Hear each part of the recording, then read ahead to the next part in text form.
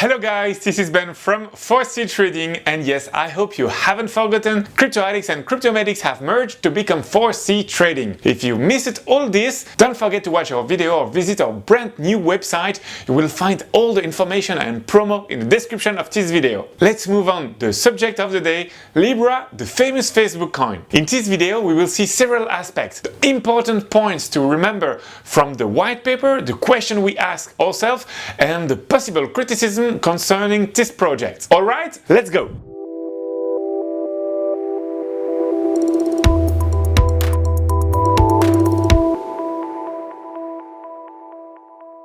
On Tuesday, June 18, Facebook unveiled its famous project concerning the Facebook coin, or rather Libra. From the Latin Libra, it's referred to the balance or counterweight. In other words, the weight that counterbalance an opposing force. And it's a very interesting choice of name. So the question is, with Libra, does Facebook want to stand up against traditional banks? Here are the general elements you should remember about the Libra's white paper. The Libra's mission is to enable a simple global currency and financial infrastructure that empowers billions of people. Its goal? Reach all the users from Facebook, WhatsApp, Instagram, etc. for more than 2.1 billion potential users and enable them to have access to cheap financial services. Thus, Libra seems to be really well suited for developing countries such as Asia, Africa or Latin America, where access to banks account is not necessarily easy. With Libra, sending money will be as simple as sending a message or a picture for users of its WhatsApp and Messenger products. In the long term, this could enable the decentralization of governance. But Facebook is not alone with Libra. They have great and huge partners. The partners, Uber, PayPal, MasterCard or Visa, have put at least $10 million each to have a node on the associated blockchain.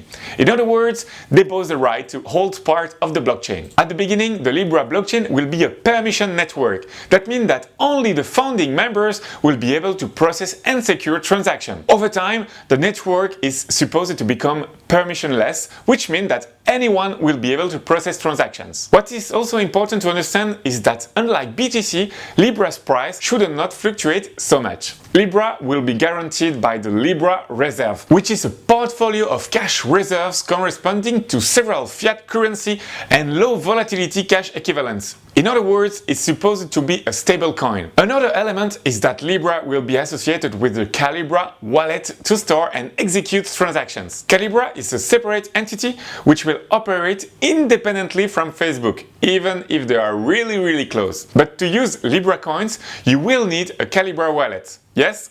Very close. With Calibra, the transaction fees should be inexpensive and transparent, even if you send money abroad. So Calibra should reduce fees to help users save more of their money. The creation of a Calibra account will require you to meet the KYC, so know your customer requirements, and therefore to prove your identity via a passport or identity card. So yes, Libra is not that anonymous. So now let's tackle the criticism and question about Libra. Libra wants to be decentralized but has a government system, the Libra Association. However, when you take a closer look at this association, we see that to be a member, you have to be a validator of the node of the Libra network. As a reminder, a node costs $10 million.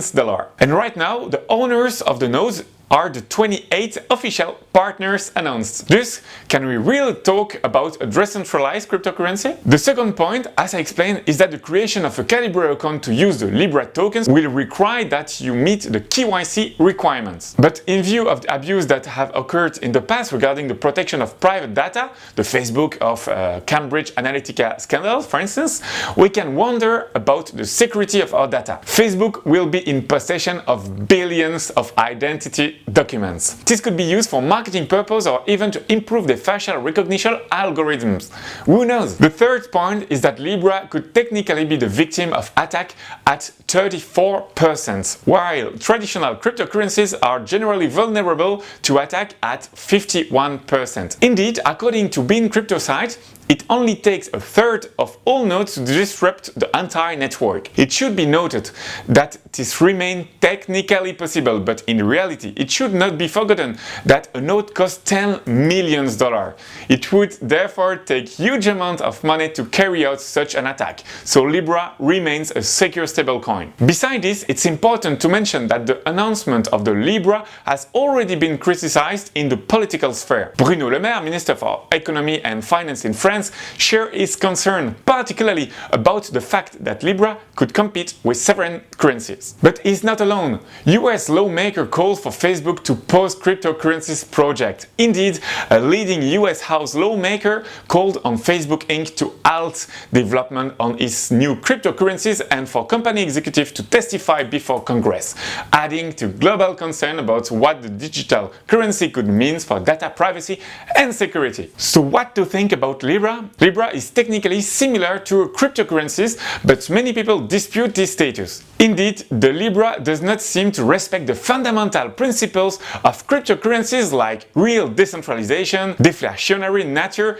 and the absence of a need for trust. So will Libra be the cryptocurrency of the future? Only time will tell. But for us, Libra seems well on its way to being the first blockchain network that could trigger democratization of cryptocurrencies with major financial institutions, technology conglomerates, merchants, etc. Even if we are very far from the ideology of the blockchain technology. While reading the white paper, it looks very clear to us that Libra is not a competitor for cryptocurrencies, but a direct competitor for retail banks and institutions. And this is probably the biggest element and a very good point for the global adoption. One thing is for sure, we have not finished arguing about cryptocurrencies and the blockchain. It's already the end of this video. See you next week for new topics. See you soon!